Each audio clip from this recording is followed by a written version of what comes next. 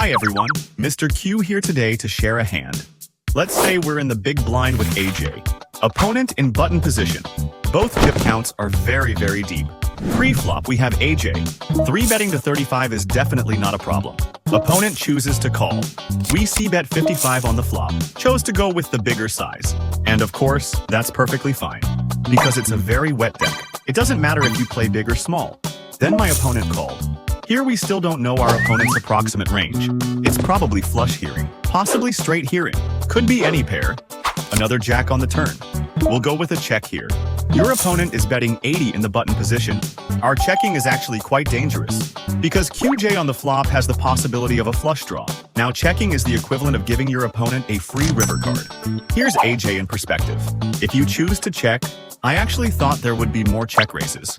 Because if there's a Q or a J in the button position, then there's more check raises. There is a good chance that this turn will be played.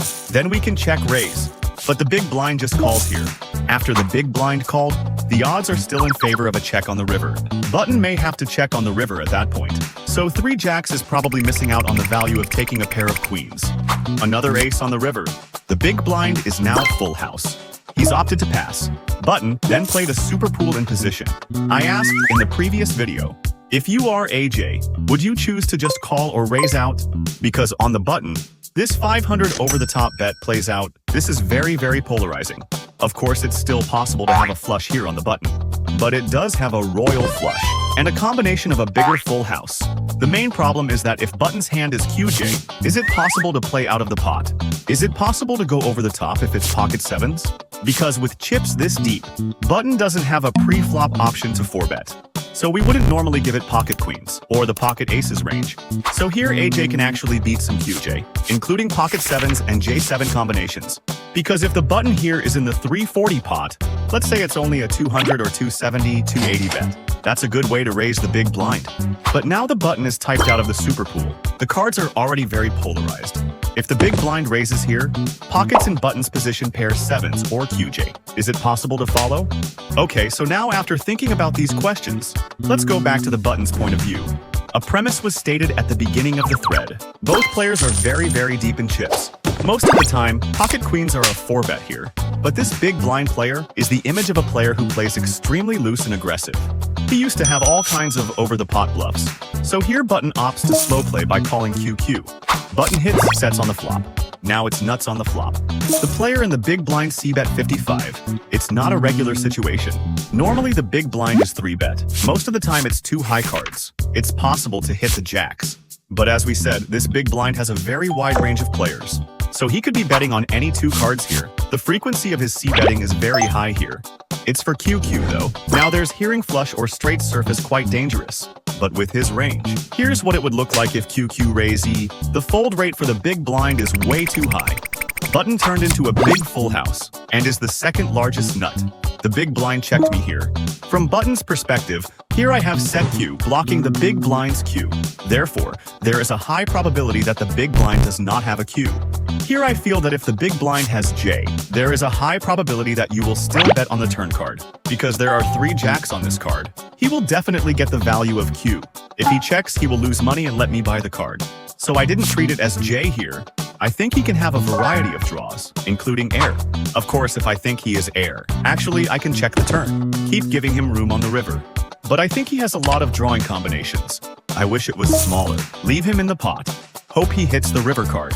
Here he just called on the turn. In my eyes, he no longer has 3 Js, because there are 3 J here. Basically, it's the turn card.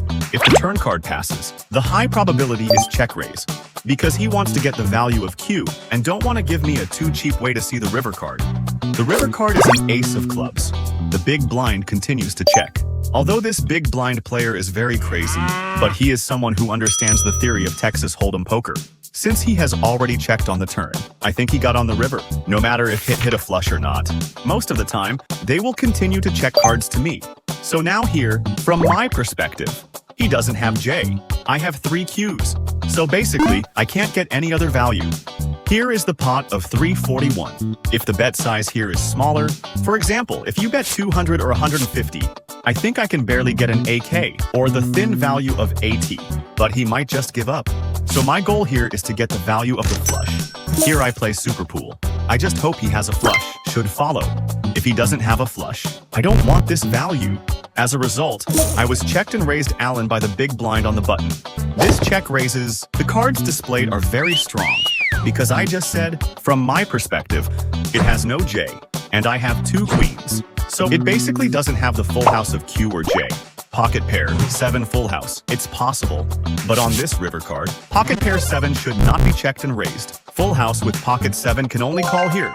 As for J7, although I think he didn't have 3 jacks on the turn card, but if it is full house, it is possible to check, but J7 actually has a similar feeling. I'm not sure if he can raise it. As for his pre-flop 3-betting range, I wouldn't be surprised if J7, because his 3-bet range is so wide. If he were AA, it would be completely reasonable to beat him down like this. If he were a royal flush, KT Club should continue betting on the turn. In fact, I think he will still play on the turn. So the hand I'm most worried about, it's AA's full house. But is it possible for me to fold this hand? At this time, I probably thought about it for 30 or 40 seconds before calling the bet. It's not that I think this hand is worth thinking about for 30 or 40 seconds. In fact, after he launched it, because it's really strong, I even really thought about folding. But what? I also think that in terms of the image of this player, it's a little too tight to fold here. If he is really bluffing here, unacceptable to me. In the end, it was because of 2 things. The first is the image of the player. It's just that he's really crazy.